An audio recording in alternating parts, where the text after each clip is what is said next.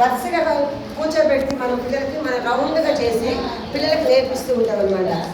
ఎలా వేయాలి, ఇప్పుడు స్టార్ వేస్తుంది ఒక పాప, ఆ పాప ఎలా నింపుతుంది, ఫస్ట్ ఏ భాగం నుంచి ఎలా నింపుకుంటూ రావాలి, దాన్ని ఎలా ముగించిన తర్వాత ప్రక్క దానికి వెళ్ళాలి, దాని తర్వాత నెక్స్ట్ చతురస్సు అంటే మనం మ్యాథ్స్ కూడా నేర్పిస్తున్నాం. మనకి ఇచ్చారు కదా చతురస్సు ఇచ్చారు, అలాగే ట్రయాంగిల్, త్రిభుజము, అలాగే ఇవన్నీ వృత్తము ఇవన్నీ ఇచ్చారు. అవన్నీ పిల్లలకి ఇప్పటి నుంచి మనం నేర్పిస్తే వాళ్ళు 10th క్లాస్ అయింది ఏ క్లాస్కి వెళ్ళినా కూడా అవి చిన్నప్పుడు నేర్చుకునే కరెక్ట్గా వాడు మనసులో స్థిరపడిపోతాయి అనమాట.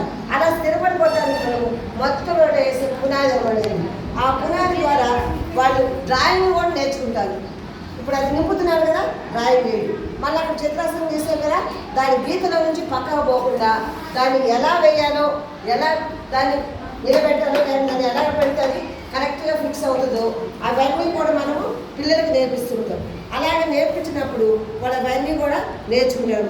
ఇప్పుడు ఆ పాప చూడండి ఫ్లవర్ చక్కగా పెట్టింది అంటే ఏంటి, ఆ ఫ్లవర్కి ఎలాగా గుండ్రం తిప్పాలి, ఎక్కడ మళ్ళీ దాని వంపు వచ్చింది అనేది, రౌండ్ ఎక్కడ వచ్చింది అనేది అన్నీ కూడా వాళ్ళు చూసి దాన్ని వాళ్ళు ఆలోచించి చేస్తారు. ఆలోచించడం అంటే అమ్మ ఏడవకమ్మా, ఏడవకుండా కొంచెం ఏది రాకపోతే అది అడగండి, మేము మళ్ళీ చెప్తాము, మళ్ళీ నేర్పిస్తూ ఉంటాము, మళ్ళీ నేర్చుకుంటాం. గాలి పోతే కొంచెం పక్క వాళ్ళని కొంచెం సహాయం తీసుకోండి అమ్మ. అమ్మ కొంచెం అమ్మాయికి సహాయం చేయమ్మా, పక్క వాళ్ళకి సహాయం చేయమ్మా, పాపం అవి వెళ్ళిపోతున్నాయంటే చేస్తే బాగుంటుంది. అప్పుడు చక్కగా వాళ్ళు దాన్ని ఎలా చేశారనేది అవి అన్నీ కూడా పిల్లలు నేర్చుకుంటారు. దాన్ని బట్టి వాళ్ళు ఇంటికి పోయి కూడా అది ఇక్కడ కూడా అయిపోదు. మన స్కూల్లో మనం ఏం నేర్పిస్తాం అది ఇంటికి పోయి కూడా వాళ్ళ ఫ్రెండ్స్ దగ్గర ఈరోజు మా టీచర్కి చెప్తుంది, రెండు కూర్చొని చేద్దామని చెప్పి పిల్లలు 2-3 ఎక్కడ కూర్చున్నా కూడా ఇదే మనసు ఉంటుంది వాళ్ళకి. ఎందుకని ఆ జ్ఞానం మనకి నేర్పించాం కాబట్టి పునాది అది వెంటనే వాళ్ళ ఇంటికి వెళ్ళి ఆ పిల్లలతో ఆడుకున్న వాళ్ళ అమ్మాయి కూడా అమ్మాయి ఈరోజు నాకు ఏం నచ్చింది తెలుసా, నేను ఎంత బాగా చెప్పాను ఈరోజు టీచర్ అని మెచ్చుకుంది, చప్పట్లు కొట్టేసింది, క్లాప్స్ పెట్టేసింది, నాకు ఇక్కడ బ్యాటరీ పెట్టింది అని అనేక రీతిగా వాళ్ళు ఎంతో సంతోషం చెప్తారు. ఆ సంతోషం చెప్పడానికి కారణాలు మొట్టమొదట టీచర్ చెప్పడం వల్ల, వాళ్ళు నేర్చుకున్నందువల్ల, నేర్చుకున్న వాళ్ళని మెచ్చుకున్నందువల్ల. మనం మెచ్చుకోకపోతే మన వాడికి ఆ అమ్మని మెచ్చుకున్నాను టీచర్ గారు మెచ్చుకోలేదు అని అంటారు. అందుకని చేయని వాళ్ళు కూడా అని చెప్పింది కదా ఎవరు దేవిబాయి, ఓడిపోయిన వాళ్ళు కూడా క్లాస్, అలాగనే చేయని వాళ్ళకి కూడా ఏం చేయాలి, మనం క్లాస్ కొట్టించాలి, వాళ్ళకి ప్రోత్సహించాలి. ఎప్పుడైతే మనం ఎంకరేజ్మెంట్ చేస్తామో వాళ్ళు బాగా అభివృద్ధి చెందుతారు. అబ్బా ఈ రేపు నేను బాగా ఫస్ట్ తెచ్చుకోను, ఈరోజు కొంచెం డల్ అయినా నెక్స్ట్ డే నేను బాగా అభివృద్ధి చెందాలని వాళ్ళ అమ్మ కూడా చెప్పింది. అమ్మ ఆ పిల్ల భలే చెప్పింది, 1 2 నేను చెప్పలేకపోయాను కాబట్టి అది ఏంటి చెప్పమ్మ, నాకు సర్కిల్ అంటే ఏంటి, లేకుంటే స్క్వైర్ అంటే ఏంటి అని ఇంటికి పోయి కూడా చదువుకున్న తల్లిదండ్రులు పిల్లలు అడుగుతారు.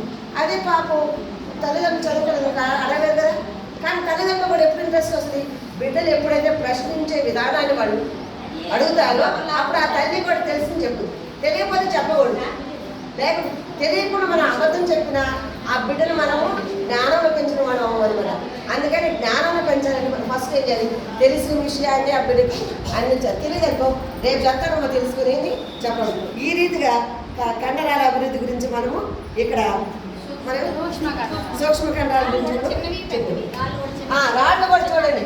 ఇక్కడ అమ్మా ఇది చిన్న రాయా పెద్ద రాయా? పెద్ద రాయి. ఇదేం రాయా? చిన్న రాయి. ఇది ఇక్కడ చూడండి ఇదేం కలరు? కలర్స్ కూడా మీరు చక్కగా నేర్చుకోవాలమ్మా. మనం కలర్స్ కూడా ఉన్నాయి కదా